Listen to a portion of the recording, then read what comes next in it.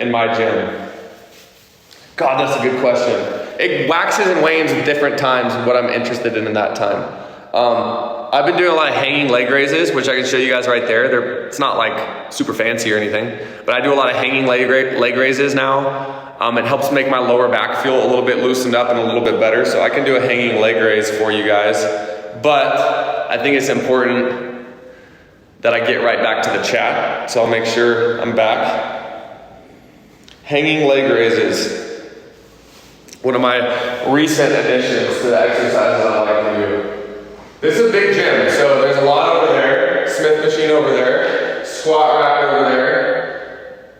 Ham curl, seated ham curl right here. 45-degree back raises right there. But here is the hanging leg raise.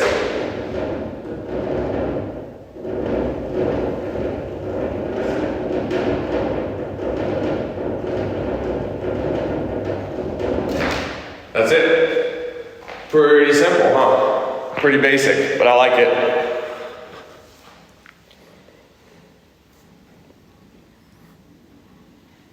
Do you have any workout routines for? Yeah, all my workout routines are great for women. Remember, I used to be a strength and conditioning coach in the NCAA, and 80% of the athletes that I worked with were women. So some of the biggest things you can consider when training, here's my opinion. I made a video on YouTube about this, it might be worth watching, but I think men should train more like women should train.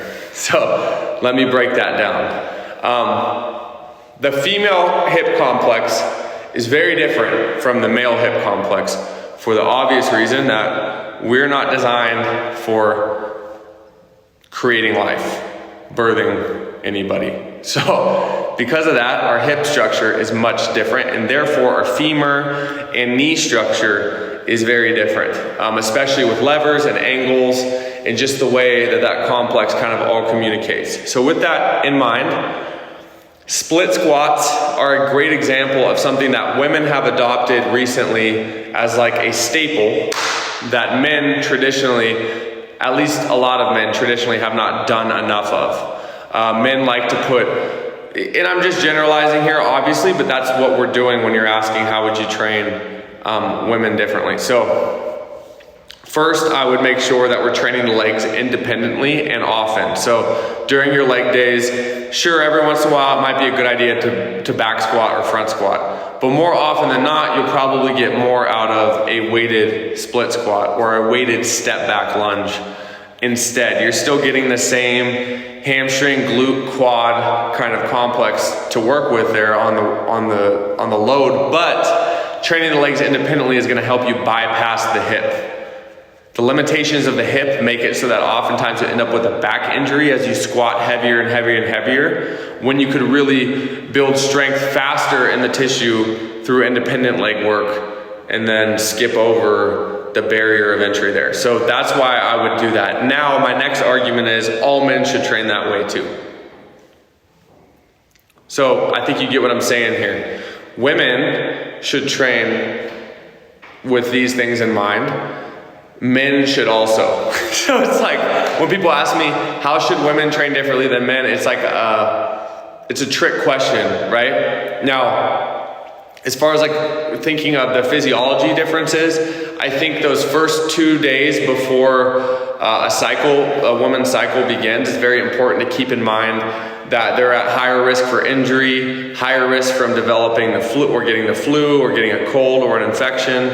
And because of that, the immune system is swooped down a little bit. It's not going to be able to recover as easily from their training session. So it might be a good idea to have a floating active rest day that you're willing to throw at your, like, hey, well, it says here on my program I'm supposed to train legs today, but I feel like shit. I don't know why I feel like shit. Oh, that's right. You look at the calendar. I'm probably going to start soon. If that's the case, then you should probably back off the pedal a little bit and either cut your volume in the gym in half, or you should just do an active rest day. And a lot of people, women specifically, get male trainers and are told like, hey, you need to push through this, like it's leg day, you got to go in and get it done even if you're tired. No, it's counterproductive if then you end up getting sick then you end up getting injured, and now you got to take 7 weeks off. Now you got to take a week off in bed. So yeah, understanding your body, knowing that your period is coming, and that being swooped, that your immune system being already beat up, and then going in and expecting to recover from a hard exercise session is not it. So I'll usually say go do like 33 to 50% of the workout you were gonna do. So just cut all the sets in half, not the reps, cut all the sets in half. So if you were gonna do 4 sets of 5 on back squat, do 2 sets of 5. That's one example. The other example that's probably better is like do yoga today instead. You're not gonna not grow if you save the workout for when you're feeling more rejuvenated. Have you seen the movie The Boys in the Boat? No, I have not. I gotta check it out. It sounds awesome. It sounds like, based on your description there, it sounds awesome.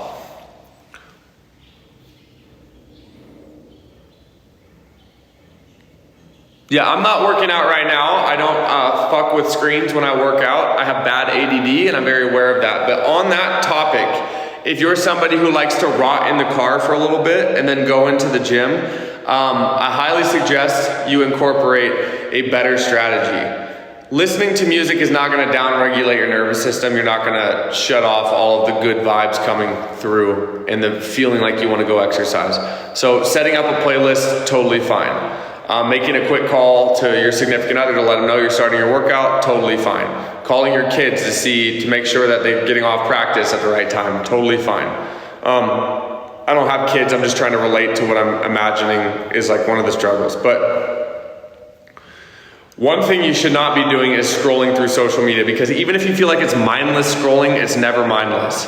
Something is tugging on, it's almost like something's going, hey, hey, hey, for 15 to 20 minutes straight, and your brain is slowly just getting kind of lulled into this strange, like numb, low energy central nervous system gets taxed. And then you go into the gym and you're asking your body to now work at full capacity, and that's insane. You don't need to be doing that. So if you want to protect your central nervous system and make sure your workout is positive, try having a social media fast at all times, always an hour before your workout. I know it sounds extensive, but dude, that still leaves, you can still be on social media on your breaks at work. Like even, I don't care what you're doing at work. You can still be on social media at work. You can be on social media after your workout. I'm not telling you not to use it. I'm just saying, if you want a productive workout, scrolling right before is absolutely going to make your workout worse, 100%. 100%. And if you can't shut it off before you go in, it's going to make it worse. And then some people are filming for social media while working out. That's a whole different challenge. I'm just speaking to people who are consuming social media.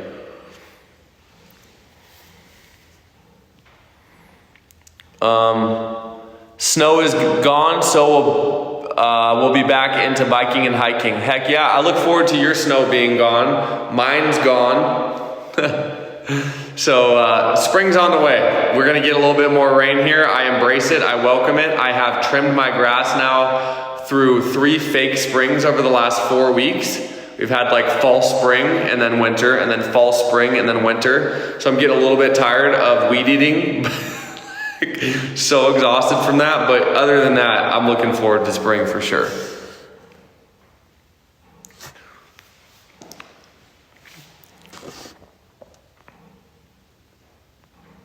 Heck yeah, get that water bottle, get those keys, go kill it. You got this. Oh good, I'm happy that social media stuff helped, for sure. Social media talk. I'm happy the social media talk.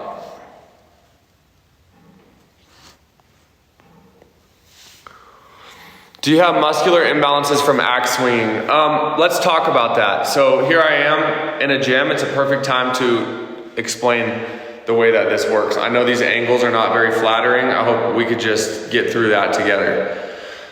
So if you are in this circumstance where you're doing anything outside of the gym, you have to analyze, what is the activity?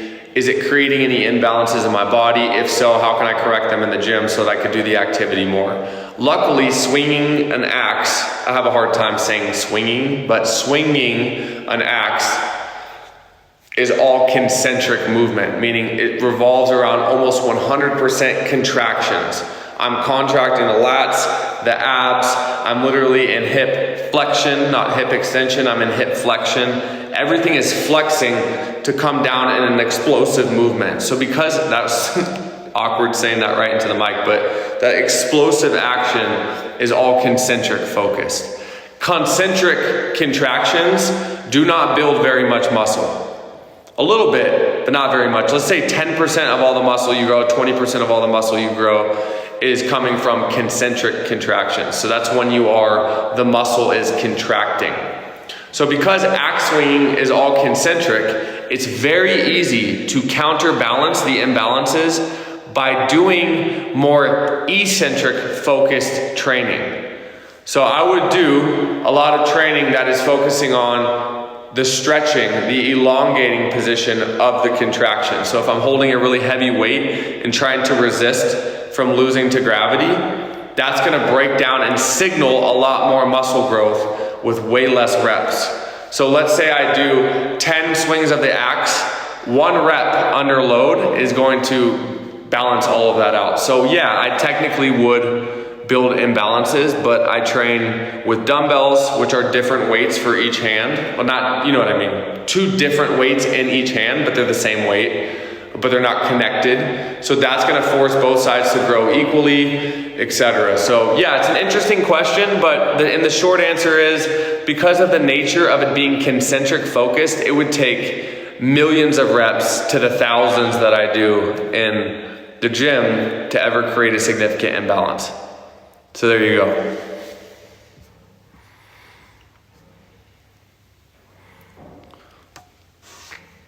Do you meditate? I have not gone fishing yet this season, no. Do I meditate?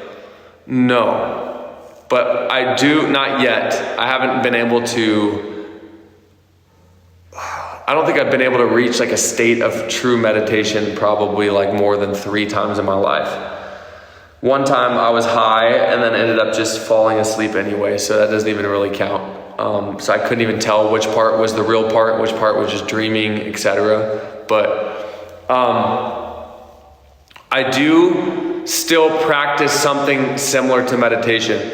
If my ADD and anxiety is like starting to, you could call it snowballing, but it's a little more complicated than that. There's these synapses that I can feel where I'm having a negative thought infrequently, and then the negative thought starts to become more frequent, and then the more frequent it becomes, the more easy it makes those synapses to make that thought take place. So that's, there's actually science to support what I just said, I promise, but as those neural connections start taking place, they become easier and easier and easier. So because of that,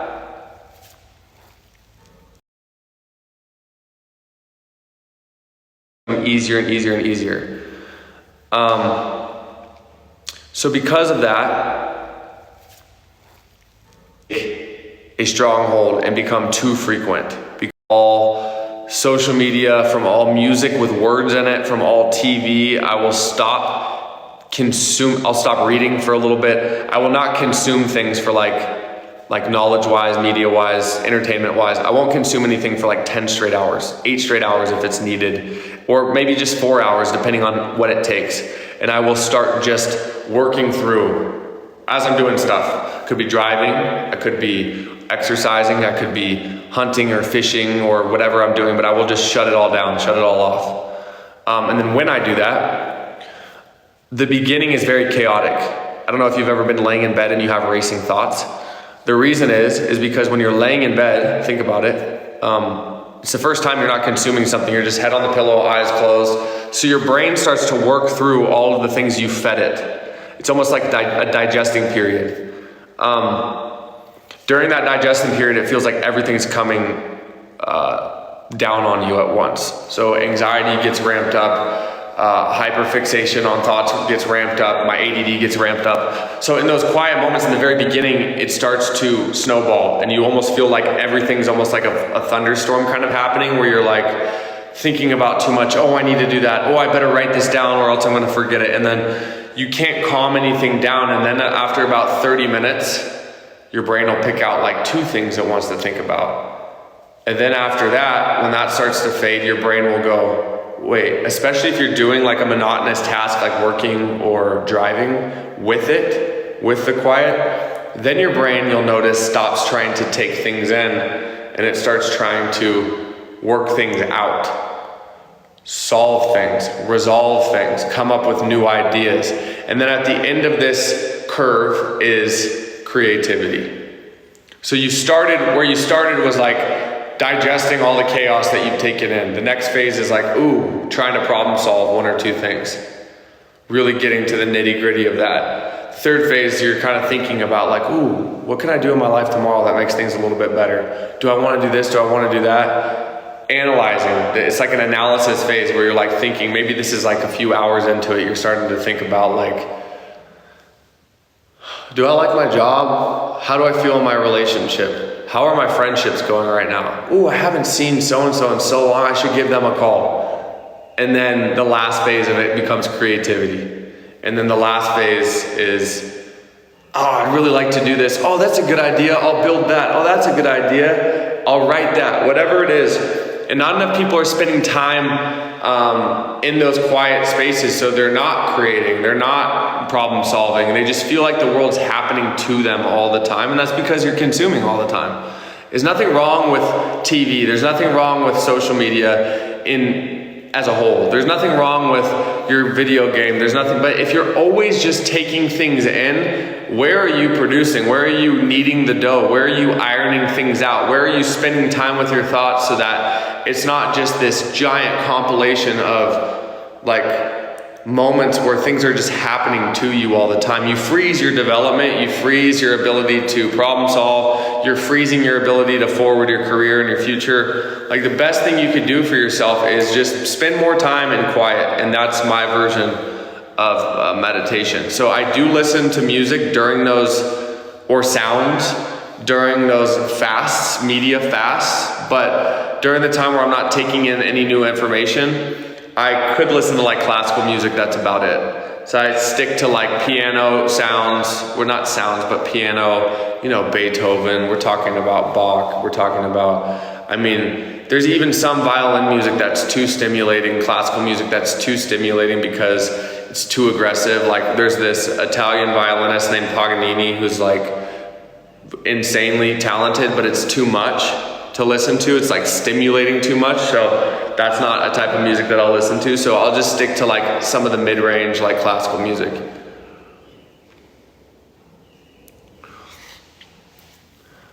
I don't ever do gaming streams just because I don't play games. And it's not because I have anything against video games. I just have never gotten into them. So yeah, I know I'm kind of a bummer and a letdown with that because I know how much people love, seeing people stream games, but unfortunately, I'm not going to be your guy for video games. But it's not because I have anything against them. I just never picked them up. Where does my love for fitness come from? Momentarily, when I have really bad ADD or anxiety, or I do have really bad ADD or anxiety, momentarily there's like a storm going on in my head, and not in like a dramatic way, but just there's, like we just talked about, there's so much going on, and when you release all those neurotropic factors, those growth factors into your brain from exercise, and you're not able to do anything else, it's just all about that self-care. It sends one message that your health comes first, which is important for your body and brain to know that you still need to be here to be able to help others. You got to put your oxygen mask on first. So that's one reason. The second reason there's always been a love for health and fitness is that I think it quiets that storm in my head for enough time to be able to then tackle other things throughout the day. So it became a good tool. It's like a little dose of medication each day that I need. I never got on any drugs for my ADD as a kid. I just sat in the front of the class, got my work done in my own way. I would work on it when the ideas were fresh, and I never really had to do much homework because of that, so I would ask a lot of questions. I just learned coping. I would apply like a lesson to things I was interested in. If a science teacher was talking about this topic, I would ask how we could apply it to this topic or whatever I needed to do to make it matter to me. But I just learned coping mechanisms for my ADD and my anxiety, and then one of those was exercise every morning. So even in high school, I'd work out before school sometimes. Do you feel tired as a kid from, yes.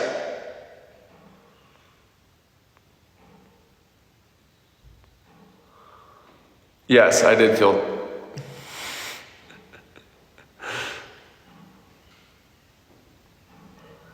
Self-medication, kind of, yeah. I wouldn't consider it to be healthy to like hyperfixate on exercise, but.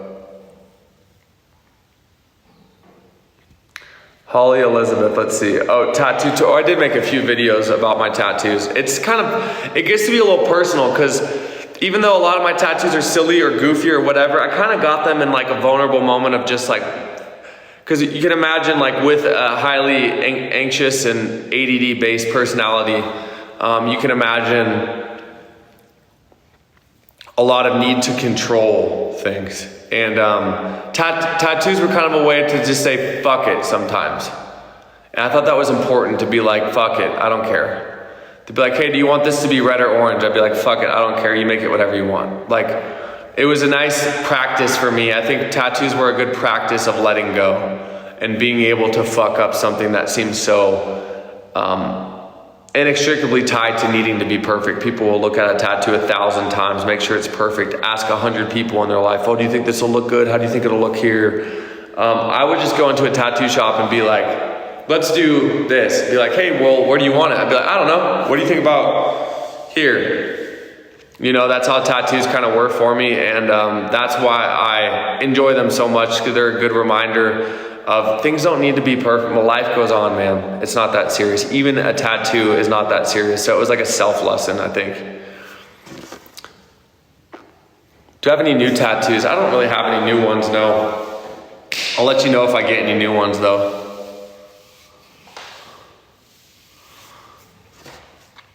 Oh, you don't need to thank me for my content, dude. It's a mutual thing we both benefit from.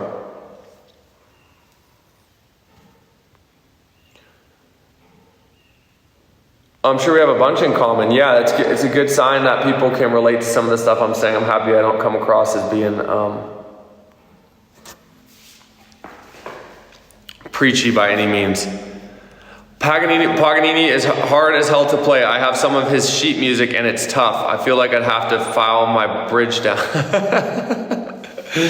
Yeah, I grew up just interested in everything. And this, I'll never forget this girl with this long brunette, like silk like hair came into my classroom when I was in kindergarten, and she came in with this old Jewish maestro. And he just sat down at a desk and looked at her, and she started playing. That was like their show and tell. But it was really an opportunity to just get kids interested in music or whatever. No one really seemed to care, but I was enthralled. I was like, oh my God, what just happened? What is that instrument? Why is it so pretty? So I ended up asking the teacher how she gave me the phone number and stuff. And I got started playing the classical violin because of him. His name was Eugene Stoya. He was a master, absolute master of the violin. It's how he saved his life. Right before World War II, it's how he saved his life by playing the violin. They let him go and let him leave. I think Austria is where he was at the time, Vienna maybe. But anyway, this man then taught me how to play the violin, and it was a wonderful experience, but not because I was pursuing the violin for life. I think a lot of people who probably ran into him were pursuing the idea of playing the violin for life. I think it opened a part of my brain up where learning how to read music was big. Learning how to appreciate classical music at such a young age was big. Learning how to explore an interest, even knowing that I didn't want to be that for the rest of my life, was big. Because I feel like at my age, I was born in 91. our age group was kind of taught that what are you going to do? It was like every day, what do you want to do when you grow up? What do you want to do when you grow up? Where are you going to go to college? Everything was so like Western capitalism focused. It was nice and freeing to experience doing things without somebody bothering me about what I did or did not want to do with it for the rest of my life. And I think more people need to learn how to be a beginner again, instead of feeling like they need to wait until proficiency is reached to tell people you're interested in something. How many people in this world go, well, when they tell you they're into something, well, I'm not like a fitness model or anything, but I work out every day. Or they'll tell you, well, I'm not a painter, but this is what I've been paid. It's like, you don't have to warm people up with an apology before you tell them what you're interested in. If you go outside and take pictures with a camera, you're a fucking photographer. You don't need to apologize for what phase you're at in your opinion of proficiency. When you tell people like, hey, I really I'm not like a dancer or anything, but you don't need to do that. You don't need a preamble before you tell people what you love doing. If you dance, you're a dancer. It's like, you don't need to be justified by an amount of money you make to do it. It's like, how insane of a world to be in where you have to like apologize to people for where your skill level is at before you tell them. Say it with your chest, if not for any other reason than to finally start fucking believing it. And that's like one of the biggest things that just eats me alive when I see so many people just apologizing for where they're at in their journey by saying like, hey, maybe you would enjoy it a lot more if you started just telling people I'm a photographer. You could talk about the skills after you intro yourself with that. You don't need to do that, dude. And it's like, if someone tells me they're a fitness model and they have a little more body fat on them, what the fuck does that matter? Since when is that a part of the bar that needs to be set? It's like, this person's happy. If they're living the life they want to live and enjoying the process, who is anyone to judge where they're at along the journey or even where they want to be along the journey? They're going to speak to people who look like them better than I'm going to be able to, because people can relate. And it's like such a big part. And I know it's insecurities. And there's someone over here on TikTok just said, yeah, those are insecurities. And that does make me feel like I need to clarify something, because that's a beautiful statement. I'm not coming at you for this, but that's what people say. Well, some people are insecure and they need help with that. Yes, that's what I'm trying to help, is what I'm trying to say. And what I'm trying to get at is, insecurities are normal. Everybody has them. Everybody's going to deal with them at different capacities. And feeling like you need to apologize for your phase of where you're at just shows you're very humble. I get that. And it's a good sign that you have a good heart and you want people to see that you're not full of yourself. But your brain needs to hear you saying things out loud. It's very important. Your brain needs to hear you taking things seriously that you're interested in. Your brain needs to hear you allowing yourself the grace to not be an expert before you consider yourself that thing. You need to understand, like, if you go to bed at night thinking about photography, you're a photographer. Straight up. I don't care if you picked up a camera yesterday. If that's what you're doing, this fictitious line that you've created that you need to reach before you can tell people you are something. No, man, you're good. Allow yourself to be a beginner. Allow yourself to learn. Allow yourself all of those things. For sure. Allow the room and space to be a beginner again. But you don't need to apologize for whatever phase you're at. Like, well, I'll start a fitness page once I lose that last 20 pounds. What are you talking about? What are you talking about? Start the fitness page today. Do you want to do it? Do it. What are we doing? People need to see that they can relate to the phases that other people are at. You don't need every single person in this world to only share things once they've become a quote unquote professional or quote unquote expert. I've seen so many actual experts who got where they are and are in a position where they're not aware of their shortcomings because someone told them how great they were. They never addressed their left hand. They only focused on their right. You see what I'm saying? It's like the whole basketball, when you're in basketball and like the good kid could dunk in 8th grade, but he never worked on dribbling to the left. Never ended up making it to college because when that coach came to watch, they're like, oh, he doesn't have the fundamentals. That's kind of what I'm saying is like, if just because you're not there yet doesn't mean you don't need to put yourself in a position where you can still make something, do something, create things without having to apologize for where you're at on the scale of proficiency. Just enjoy it, man. Just say it with your chest so at least you believe it. People make mean comments. They always will. They always will. You don't need to tell me that. Imagine being me.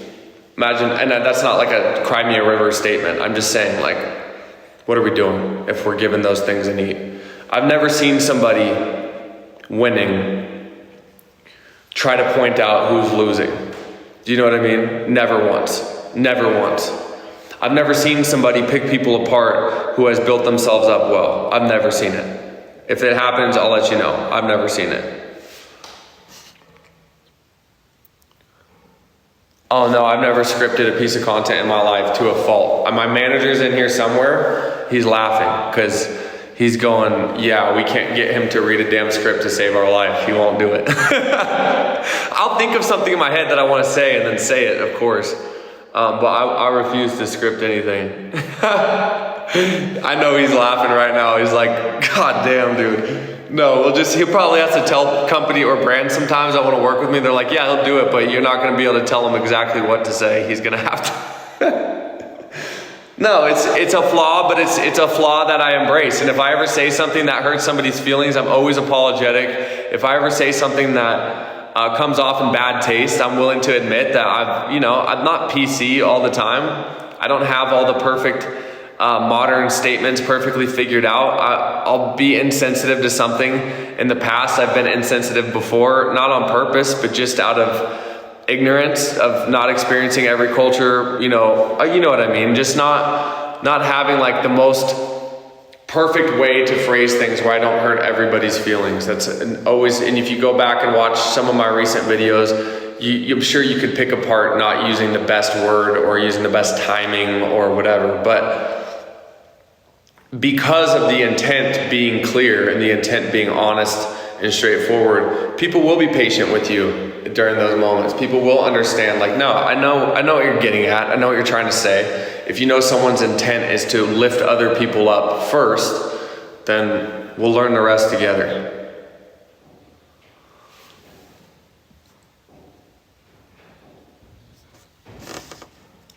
What's the writing above the mushroom on your sleeve tag say? Sleep tag. Mushroom.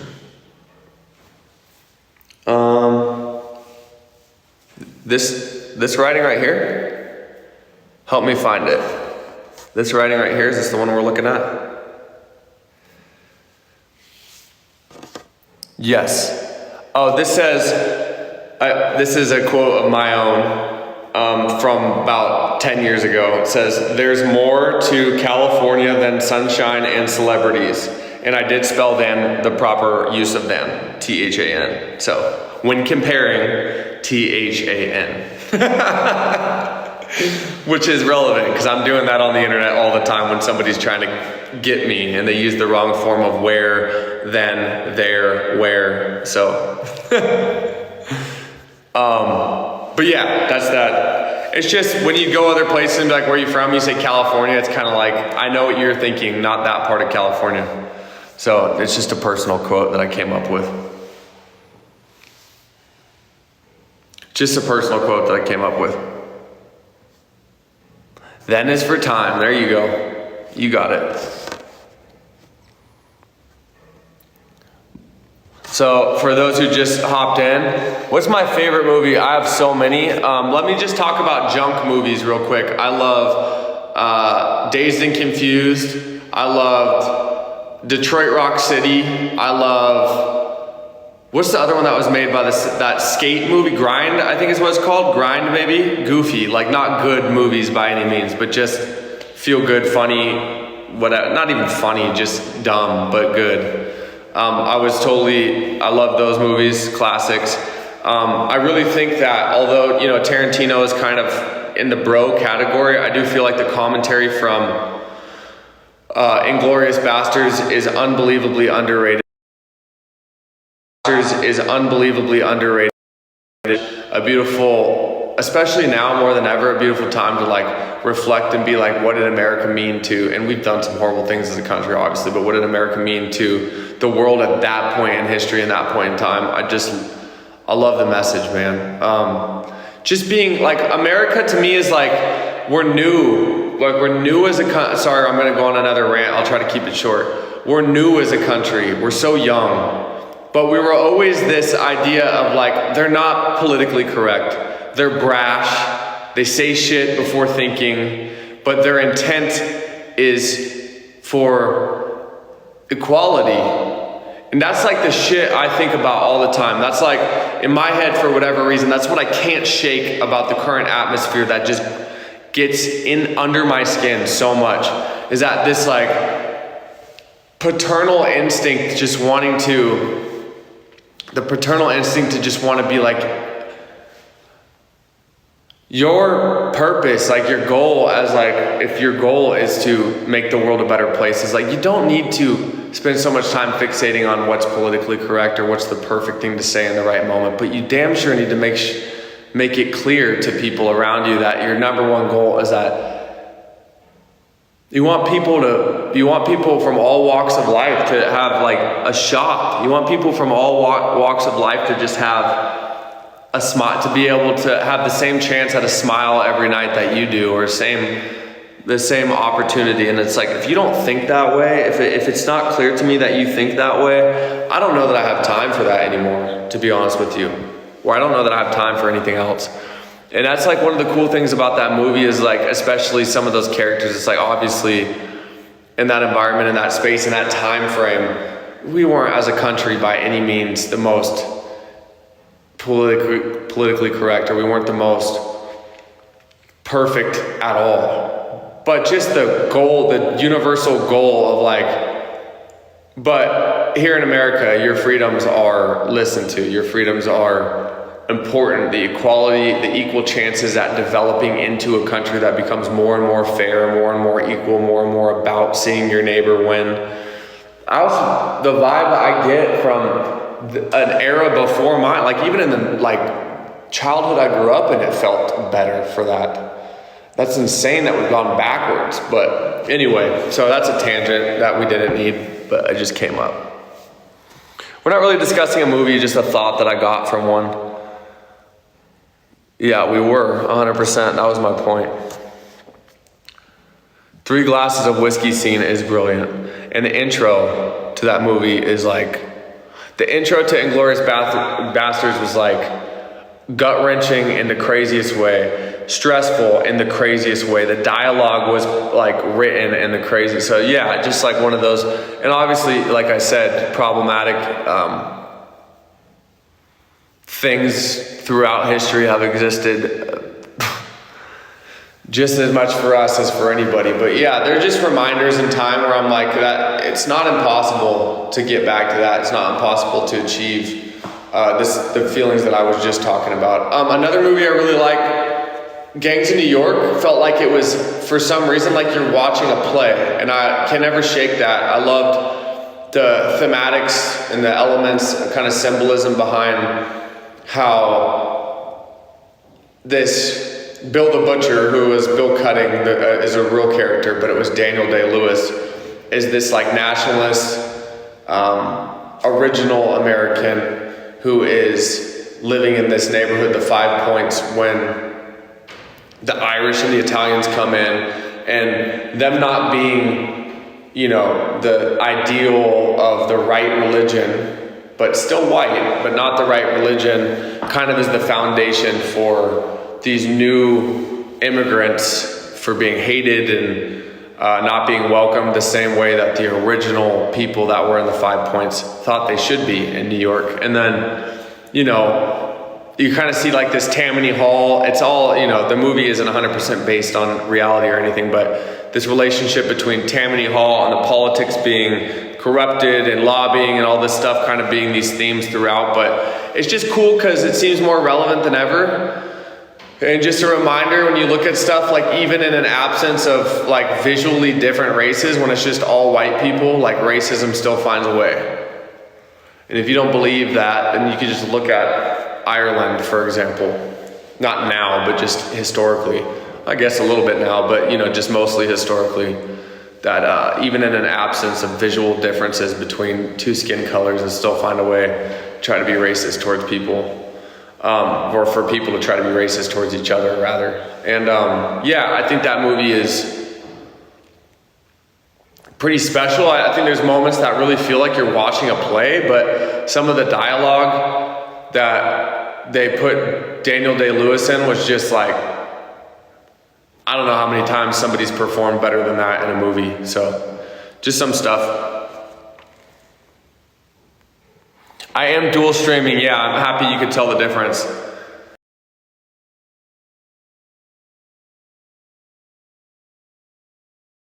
Just some stuff. I am dual streaming, yeah, I'm happy you could tell the difference. Yeah.